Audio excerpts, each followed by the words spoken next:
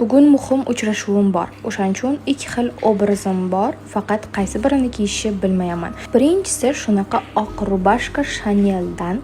Unga moslab meni o'zimni kilotim bor edi. Ro'molli bunaqa o'rashni birinchi marta o'rab ko'raman, to'g'risi, lekin menimcha yaxshi turdi. Shu oq lukimni prям kiyganimdan keyin xuddi Tailandda yurgan lukim esimga tushdi, lekin bu undan ham chiroyli chiqdi. Nima deysizlar? Shap etib kusuf qilib ikkinchi lukim. Birinchisi chiroylimi yoki ikkinchisimi? Lekin menga ikkita obrazam juda ham yoqdi, chunki rubashkalar shunaqangi zo'r kачествоda, detalni qarasanglar, shunaqa даже tugmalari ham Chanel deb yoziqlari yonib turar ekan. Xursandligim bunga moslab chiroyli krossovkam bor edi.